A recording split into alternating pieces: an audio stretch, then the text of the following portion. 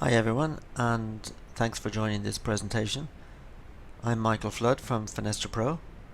We're a software development company that make an add-in for Autodesk Revit. This is a facade design tool and gives you feedback on energy metrics for the envelope of your Revit project and the impact on the interior spaces. Our goal is to provide tools to help designers deliver energy efficient projects and allow a workflow with your model at all stages in the design process, from conceptual design right through to detailed design stage. Today we will focus on effective workflows for facade analysis. How can we perform dynamic energy modeling in Revit without the problems? As we know, energy models can often be inflexible, and you may not always get the spaces and surfaces that you need for a variety of reasons. Some models can be slow and difficult to navigate, but there are workflows, however, to help improve and resolve these issues and give you feedback on your facade design decisions. The learning objectives then will be to understand typical issues relating to the Revit energy analysis model and learn about the different workflows to address facade design decisions, to interpret Revit models to carry out rapid envelope analysis in a separate viewer, to analyze energy performance of facades dynamically to investigate different design decisions, and to apply design decisions back to the native Revit families and embed them in the model. We will look at what is an energy analytical model, why do we use it, and how are they created in Revit, typical issues related to the energy model, slow performance, limitations with the Revit API, model standards, and where surfaces and spaces are not defined. How we are addressing these challenges with our software, and workflows to assist identifying and resolving these issues. As we know, energy use in a typical office building can be made up of various factors. Heat loss could be 12%, artificial lighting 19%, and heating and cooling spaces 26%. All this adds up to more than 50% of the total building energy use. So spending time on facade design is important, and that's why we need to look at energy at an early stage in the design process. The McLeamy curve then shows the best impact of using BIM processes and workflows with the project. The longer you leave this, the more costly it is later to incorporate changes.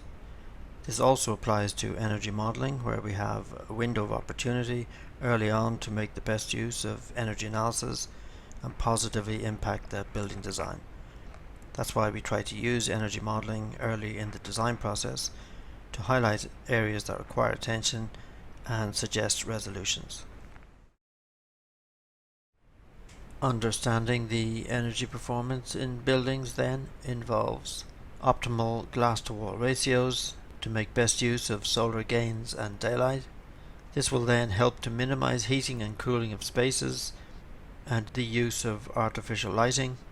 Optimal glass specifications also define the performance of glazing elements, that is solar transmission and visual light transmission, to avoid glare and discomfort in occupied spaces. What is an energy analytical model then? The energy model is created in Revit to identify element types such as roofs, walls, exterior and interior floors, curtain panels, windows, ceilings, and so on. These help define energy surfaces and spaces in the model. You can create an energy model under the Analyze tab in Revit. This will create two new views in your project, System Zones and Analytical Spaces, so you can easily review if there are any areas missing. You can also duplicate the Analytical Spaces view and rename it as Analytical Surfaces, and then use the visibility graphics to turn off model categories, annotations, and just leave the Analytical Surfaces on. This way you can review energy surfaces to see if they're all present. If not, there may be various reasons: gaps in the model enclosure, element functions, energy settings being incorrect, and so on. So you can create the energy model in Revit from the Analyze tab, go over to the Energy Optimization section and click on the little house icon. This is a good place to start with energy analysis, just to see if you're getting all the energy surfaces and spaces in Revit. Missing areas may be due to modeling issues or Revit settings. We have a list of these on our support site. Just check if the energy model is successful at first. If not, are you getting any warnings in Revit? Under the Manage tab you can check. Some warnings may not be critical, but others may point you in the right direction as to where the issues are in the model. So why do we use the energy model then? We use the information from the energy model in Revit to identify the energy spaces and surfaces.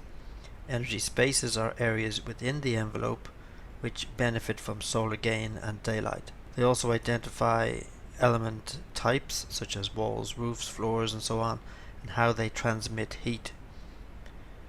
The depth of the spaces are defined by the perimeter zone setting in Revit. The challenges in Revit with energy models are that the analytical model can be slow to generate. There can be limitations in the Revit API, such as the model is locked until the energy model is completed. There are single-threaded operations which cannot use multiple processors. Autodesk is improving this, by the way. The quality of the data can depend on the integrity of the model, so if there are issues, you may not get all the data. This can also depend on the ground plane setting, so this is where energy analysis starts. You may want to begin analysis higher up in the building if you have parking levels or basements which you don't want to analyze, and this may be correct, so it depends on the project. So you can see here the brown areas on the lower levels. These are unconditioned spaces which are ignored by the energy model. Large and complex models can also be problematic. There may be several issues to resolve, such as gaps in the enclosure and overlapping elements and so on. It may be difficult to find all these issues and know how to resolve them. How are we addressing these issues then? We have developed a new version of Finaster Pro which looks at these issues. For slow performance, we are now loading the model elements faster in our application. We are taking the model into our own viewer to step outside the Revit memory space, though we're still connected to the model and we're listening for changes. To check if energy settings are correct, we're now able to check these from the application itself and modify them if necessary, and these will then update in Revit. If there are missing element properties, we can now assign default glass types in the application, which can later be swapped out when you get into the detailed defining of glazed areas. We can also define solid properties without going back to Revit's type properties to do the work and building up the assemblies with layers of insulation, thicknesses, materials and so on. We can just define a value and use that in our calculations. For model standards, we have a model check built into the process to help identify issues and where those might be. This is an optional step, so you can bypass it if you know that your model doesn't have any issues. If you are missing energy surfaces and spaces, we can easily display these in our viewer as well, so you can see where the problem areas are. For slow performance, we have faster refreshing and relaunching, so we don't need to recreate the energy model every time. We can just use the new values for glazing to get results. In some instances we do need a new energy model, such as when we add new windows or curtain walls. Finaster Pro then uses the energy model data to create surfaces and spaces in our own viewer. It also identifies these surfaces as contributors to heat gain and daylight in the perimeter zones, spaces inside the envelope. So one space may have several glazed elements on different orientations contributing to the heat gain and daylight. The deeper the room or space, the lower the result. So if it's an open plan arrangement, the heat gain is more dispersed than in a shallow space. Finaster Pro arranges the model into facades and surfaces to isolate results for model spaces. Facades are based on orientations and levels. Surfaces are based on internal divisions. So the value to the user then from all this is the ability to interpret Revit models to carry out rapid envelope analysis in a separate viewer. We can display results for heat gain and daylight for rooms and spaces. To analyze energy performance of facades dynamically to investigate different design choices, we display the facade U value or OR value from the element properties in Revit if they are defined, or we can input values in the application for solid elements to use now instead. To apply design decisions back to native Revit families and embed these in the model, we do this by defining glazing specifications, generating glazing, and writing this to the Revit model. So what is Finaster Pro? It's a Revit add-in, a facade design tool. It provides results for solar heat gain, design daylight factor, and shading in the model spaces. It displays the thermal values of model elements and overall facade value for the selections made. You can check compliance with energy codes and element properties in Revit or any defined values that you might input. You can test and compare different glass types in the application. You can produce reports of all the data, customize charts, review the information, and download diagrams. You can add windows or curtain walls to the model based on performance targets. So you can define heat gain or daylight value on a surface, and the software will generate glazing for you and suggest glass types to achieve these targets.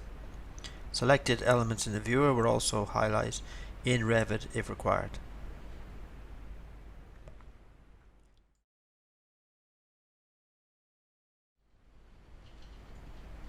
So recent improvements that we have made then include, when launching, there is an option to generate the energy model, or if you've done that already, we can use the existing model.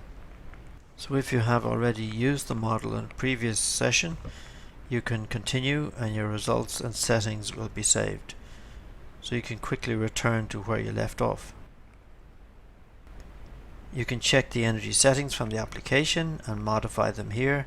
The settings in Revit will then update.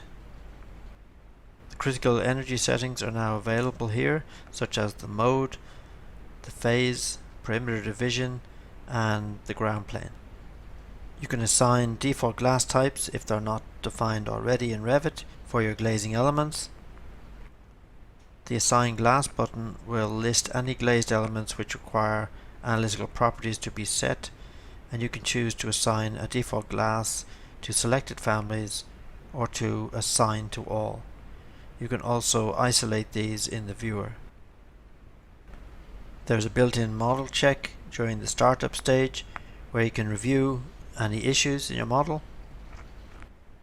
This is an optional stage where you can review model elements, run a test, and get a list of possible model issues.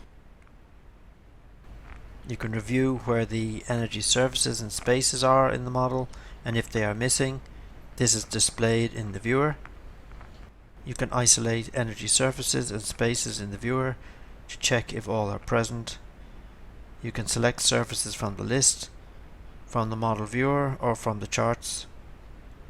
The charts display glazing, percentage, solar load, design daylight factor, and shading if it's calculated. There's also an energy spaces view to review what are the host walls, openings, and associated surfaces. You can also rename spaces to suit your project, program, and brief. Refreshing now when changes are made does not require a new energy model each time. We can just use the new values for our calculations. So you can select a surface, choose a glass type from the list. You can filter the list by defining the ranges, and you also get an option to apply this glass type to all instances of this family, typically a universal change in Revit, or if you want, only apply to this surface. If you choose the latter, we create a new family for you using the name of the glass type. Refreshing then uses the glass properties without needing a new energy model. Smart surfaces will also find a glass type that will achieve targets that you define. There are links to product pages, and you can also configure glass assemblies from suppliers and import them for use. The glass can be sorted and filtered, and you have a region filter based on your site location to display glass types available in your region. The model elements now load faster into the application. Here on the left is the older version, which can be slow with large and complex models, and on the right the same model in real time loading into the new version. The application still listens for modifications in the Revit model, and you're also free to work in the Revit model while the application is open. So there are also workflows if you have issues with models and it's not working for you. You can always create a conceptual mass inside the detailed enclosure, and we can analyze that. Simply trace around the footprint of the model and extrude this to each level. This will provide us with surfaces for each level, and we then have control over assigning different glass types, shading canopies, fitting patterns, and so on for separate areas. You can also add edges to mass models and define solid areas, or further separate the faces. You can assign glazed areas and adjust sill heights and head heights for these glazed areas. Detailed elements can also be developed from a mass by applying in Revit roof by face, wall by face, and so on to turn it into a more detailed model. Detailed models can also be simplified into envelope elements by removing extraneous elements, views and sheets, and so on to reduce the file size.